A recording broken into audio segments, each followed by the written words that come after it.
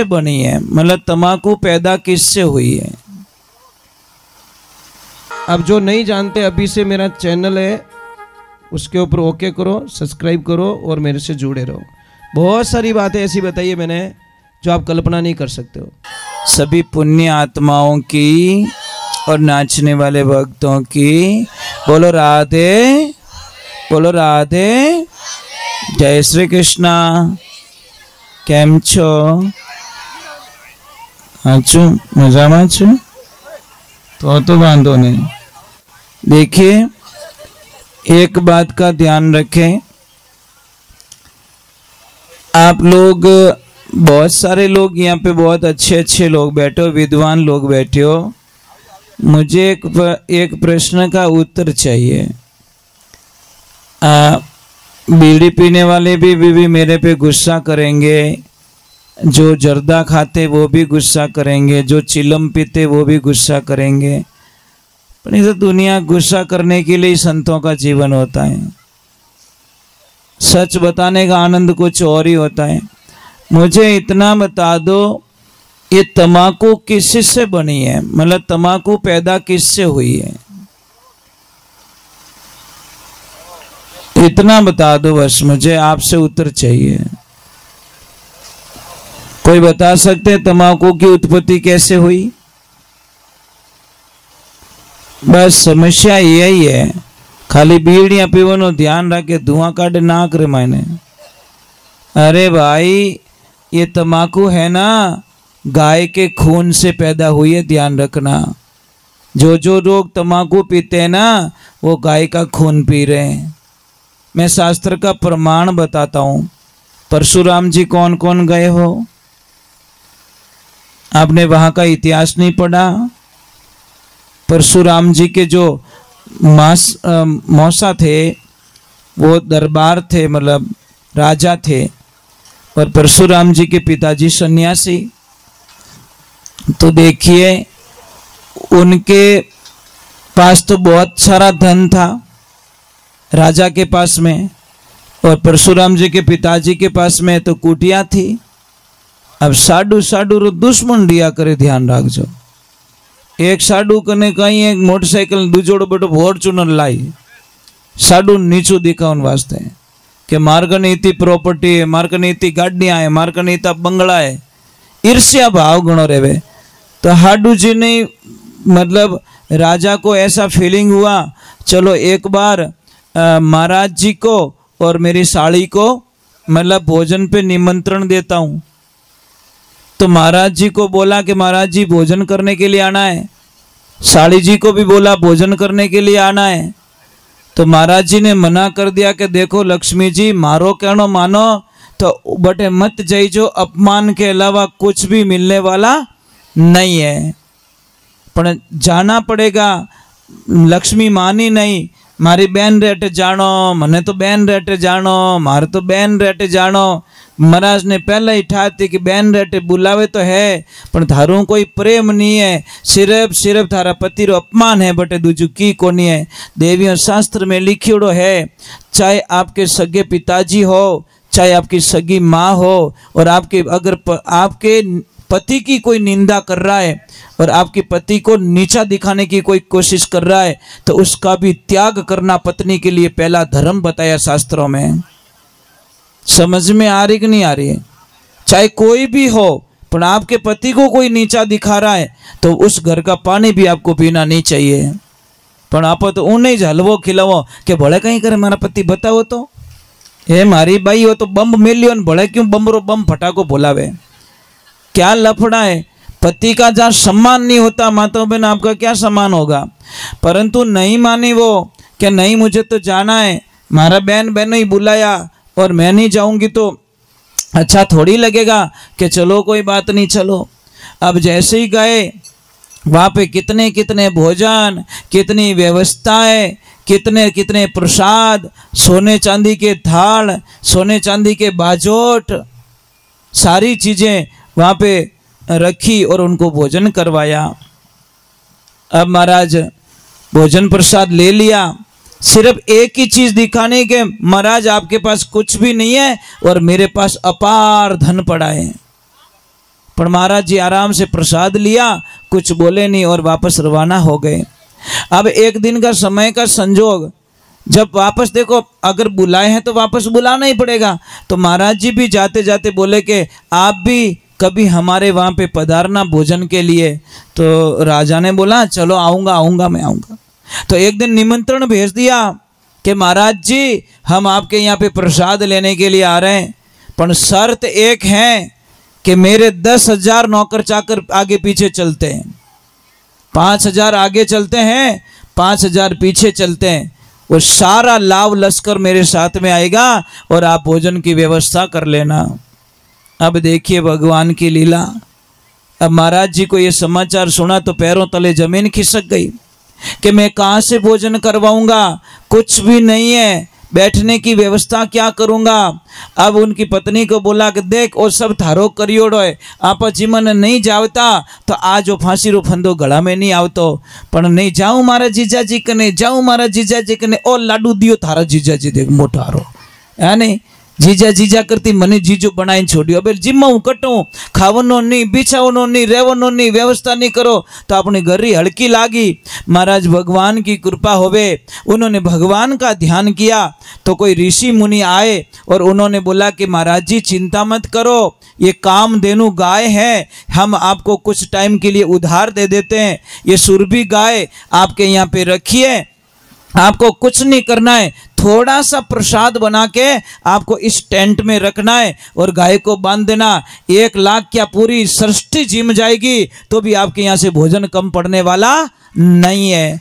महाराज अब वो तो अपार शक्तियाँ थी सुरभि में, गाय को बांध दी और खाली इसको बोलते रहना कि ये चीज़ चाहिए, खाली इतना बोलना मैया मिठाई चाहिए, मिठाई तुम्हारे तैयार हो जाएगी, जलेबी चाहिए जलेबी मिल जाएगी, लड्डू चाहिए लड्डू मिल जाएंगे, बोलना बस आपको कौन कौन से। अब इधर पूरे सैनिक आ गए, वो आ गए और सबको बोल दिया कोई बात नहीं हमारे यहाँ पे व्यवस्था हो चुकी है। तो राजा ने बोला ऐसे कैसे हो सकता है। अब सारे लोगों को जिमा दिया, साहब जितना जिमना था उतना जिमा दिया। कोई बोले ये अगले को क्या बोला, राजा साहब को महाराज जी ने बोला कि जो आपके मन में पकवान की इच्छा हो वो मुझे बोल देना, वो आपको हाजिर कर देंगे। अब वो तो आंटियों खावन वाला आदमी तो हंटाई डोडो ही बोले, जो चीज बट जंगल में नहीं मिले वो ही डिमांड करी, परंतु क्या उसको क्या पता कि आगे माँ देवी दुर्गा खड़ी है साक्षात। अब महाराज सारे सैनिक जिम गए, सारे पशु पक्षी जिम गए, आनंद हो गया। अब आके बोला महाराज एक बात समझ में नहीं आई, आपके यहाँ पे तो बनाने का तपेला भी मोटा नहीं है और कुछ चूल्हे की व्यवस्था भी नहीं है, आप इतना भोजन कहाँ से करा लिया।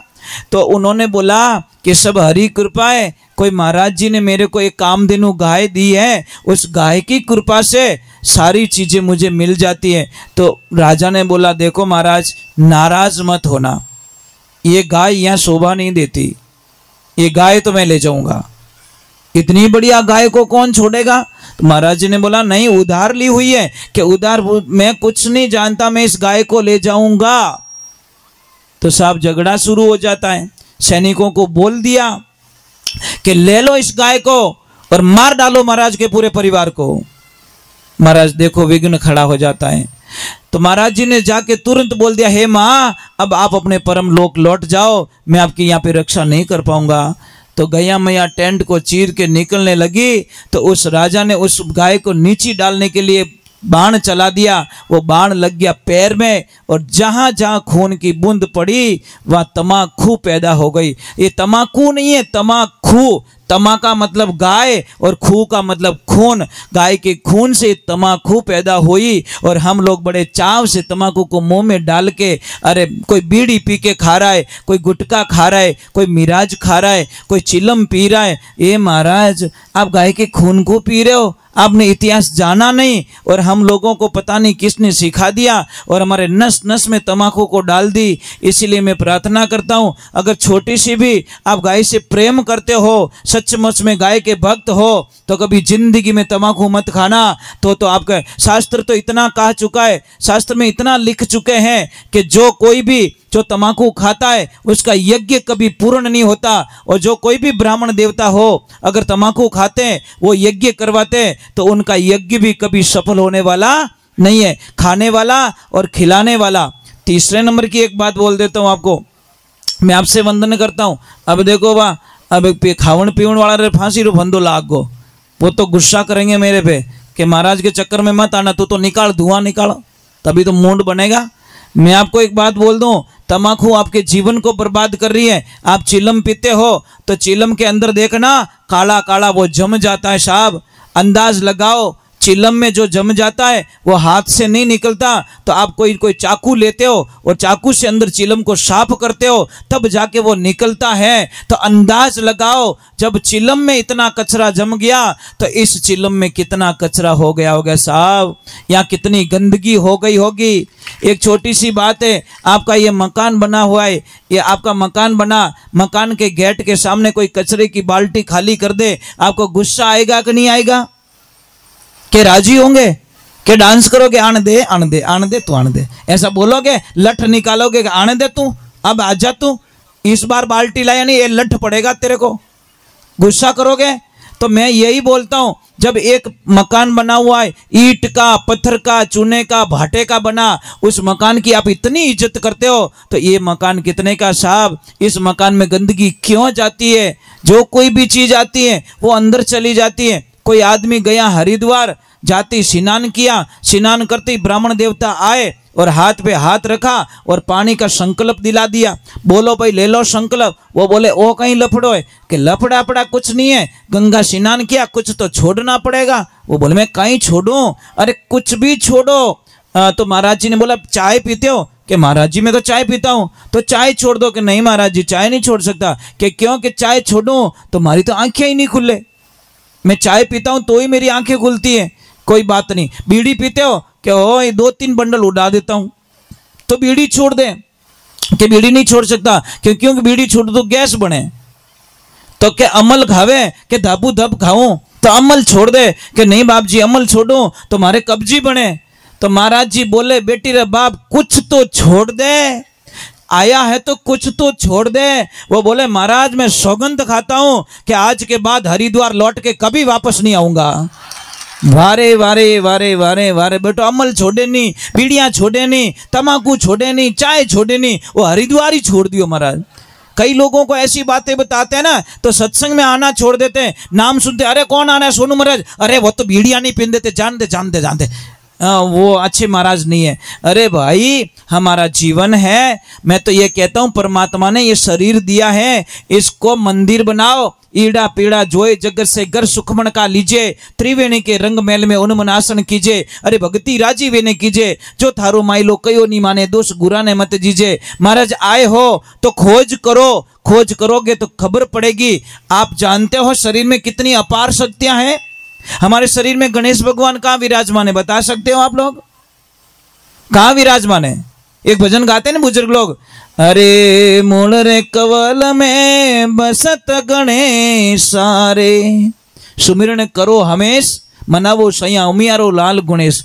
मूल कवल, ये नाभि से 3 अंगुल नीचे, यहाँ पे मूल कवल में गणेश भगवान विराजमान है। नाभि के और गणेश जी की जो चक्कर है ना, उसको मूलाधार चक्र कहते हैं। उसके बाद में सेकंड आता है स्वाधीन चक्र, उसमें विराजमान रहते ब्रह्मा जी और सावित्री जी। फिर नाभि में विराजमान रहते लक्ष्मी जी, नाभि कवल में लक्ष्मी जी और विष्णु भगवान। फिर हृदय कवल में भोलेनाथ और माँ पार्वती जी विराजमान रहते। कंठ कवल में माँ दुर्गा विराजमान रहती है। और ये त्रिकुटी है। और सहस्त्रार चक्र में पहुंचना, मन पवना वटे पहुंचे नहीं मारी हेली नहीं भरमरो नाव, कहवे कबीर सा धर्मी दास ने तू आदि पुरुष ने धाय। जब तक आपको इन चीजों के बारे में जानकारी नहीं मिलेगी तब तक आप ढूंढते रहोगे बाहर, और बाहर कभी भगवान मिलने वाले नहीं है। एक छोटी सी बात बताऊं आपको, ये मंदिर के अंदर महादेव जी के मंदिर बाहर लटके रिया है, बता दो? अंदर है ना, पानी के लोटे के अंदर पानी है कि बाहर है? सिम मोबाइल के अंदर है कि बाहर लटकाते हो? बस समझ में आ रहा नहीं? वो के बाहर लटकाऊं, मेरा कहने का मीनिंग समझ रहे हो? भगवान कहीं नहीं है, भगवान मौको क्या ढूंढे बंदा, मैं तेरे पास में, काशी द्वारका में नहीं बसता, मैं बसता तेरे विश्वास में, और विश्वास है वहाँ भगवान है। और एक मैं थोड़ा सा आपको शंका निकाल देना चाहता हूँ। कई लोग सोचते होंगे महाराज जी पैसों के लिए भजन गाते हैं। प्लीज़, मैं पैसों के लिए कभी भजन गाया नहीं और नहीं मैं गाऊंगा जीवन में। मैं सिर्फ गाता हूँ भजन गाय माता के लिए, मेरा कोई लेन देना नहीं पैसों से। जो भी पैसा बचता है इन लोगों का खर्चा निकाल के, साउंड का खर्चा, गाड़ी का खर्चा, यहाँ का खर्चा, जो भी स्टाफ का खर्चा निकाल के जो भी पैसा बचता है, एक एक रुपया गाय माता का होता है। और महाराज उसमें से 1 रुपया खर्च करना और गाय का खून पीने के बराबर समझते हैं। हम लोग रास्ते में कोई चाय पीते हैं ना, खुद के पैसों से पीते हैं। अगर इनको भूख लगी है, खाना खाना है, तो भी हमारी जेब के पैसे खर्च होते हैं, उस पैसे में से हमारा कोई अधिकार नहीं होता। और महाराज एक छोटी सी बात है, मैं यहाँ सिर्फ प्यार प्रेम के लिए आया, पैसों के बजट में कोई लेन देन नहीं हमारा।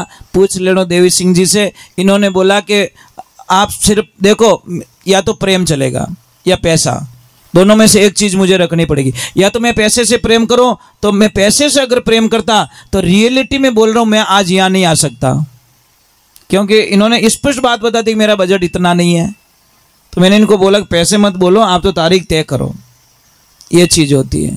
मुझे अच्छा लगता है, आपका एरिया में 3 बार आ चुका हूँ, ये तीसरी बार है और चौथी बार भी आऊँगा। मुझे पूरा विश्वास है कोई न कोई बुलाएंगे मुझे, पर बीड़ी पीने वाले नहीं बुलाएंगे, अमल खाने वाले नहीं बुलाएंगे, गांजा पीने वाले नहीं बुलाएंगे, नशे वाले मुझे नहीं बुलाएंगे। क्यों? कि उन्होंने तो मैं आडो फिरूं। सही बात है महाराज, है ना।